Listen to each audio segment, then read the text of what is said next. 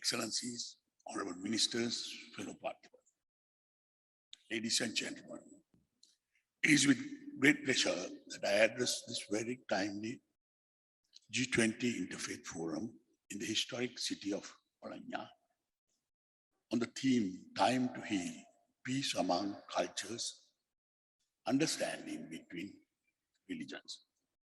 I'm grateful to Professor Alberto Meloni, Chair of the Italian Organizing Committee, and to his colleagues for their kindness in inviting me to participate.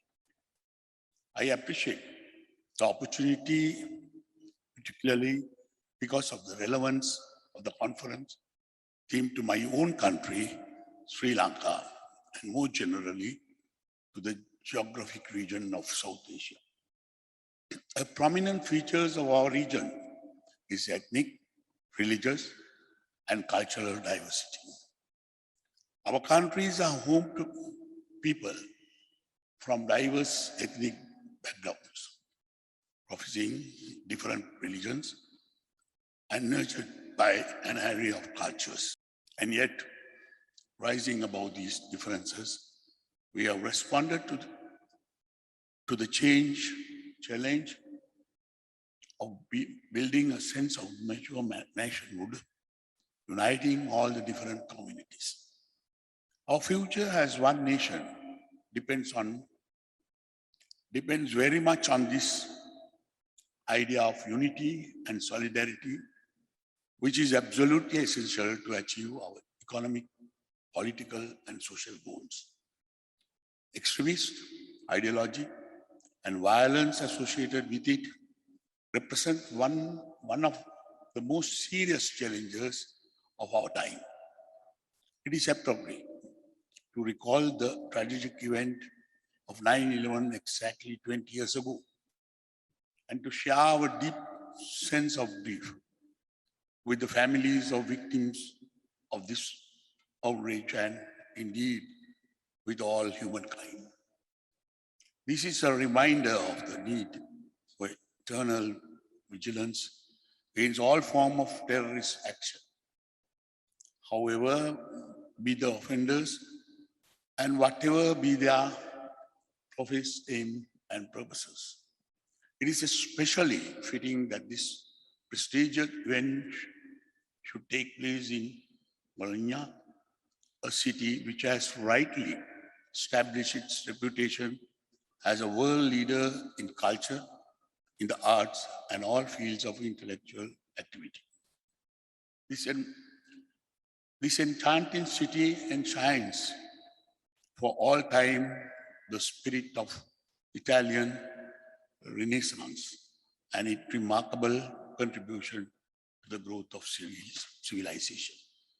The world has certainly been enriched by the genius and creativity of the great Italian masters of that period in history.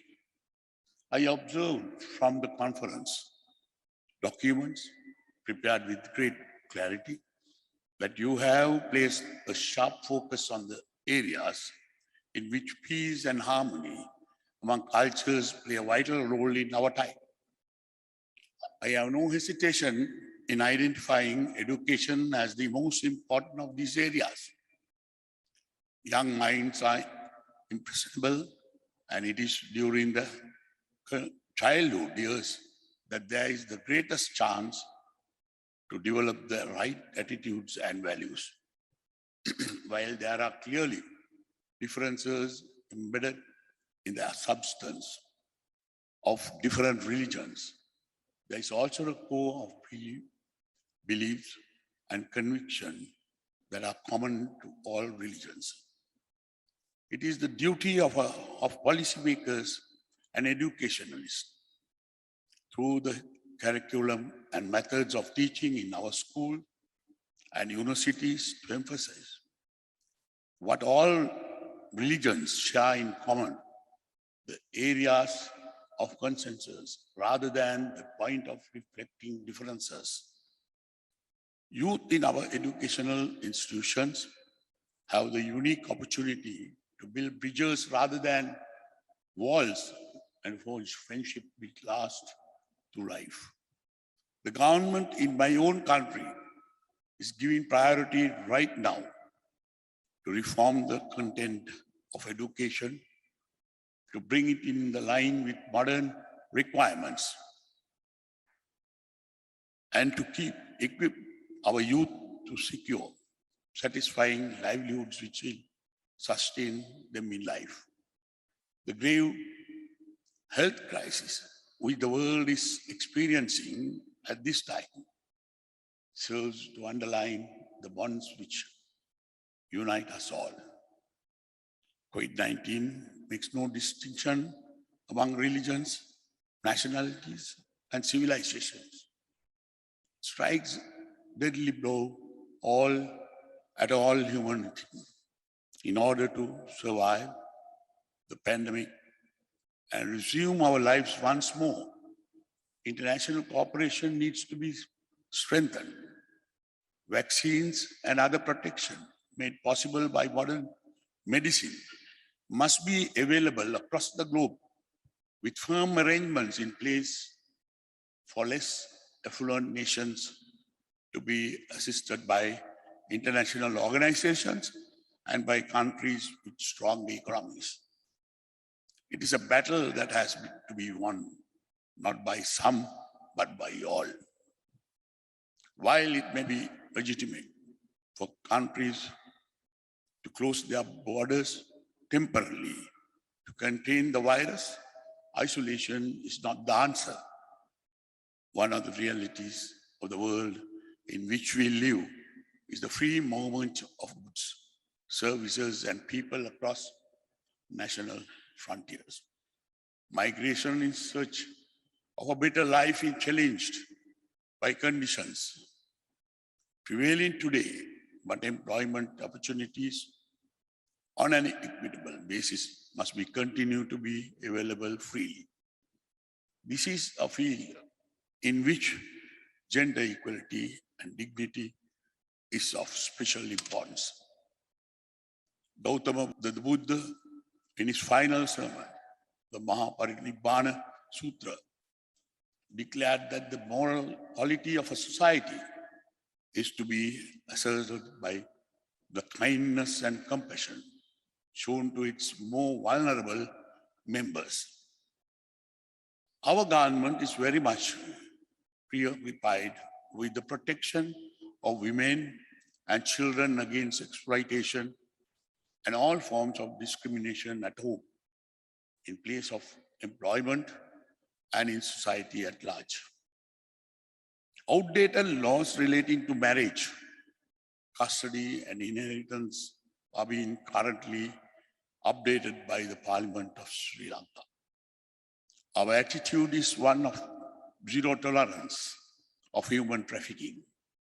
Climate change and other environmental issues are in the forefront of our minds. Sri Lanka is trying its best to adopt a balanced approach to human development. While progress on economic issues, it is necessary to support rapidly growing populations.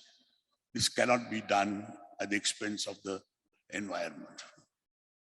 Arahat Mahinda, the son of Emperor Dharmasoka of India, who brought the cherished gift of Buddhism to our shores, addressing King Devanampiyatissa of our country, said, I quote, "O King, you are not the absolute owner, but only the temporary trustee of our mountains and forests, our rivers and streams, the fauna and flora of our land. You are duty bound to hand over these assets to the future generations in the condition in which you inherited them from your forefathers." These words are an integral part of our culture, continue to define our policy towards the environment. Reconciliation is a critical need of our time. Conflicts and escalating tensions are all too evident around us.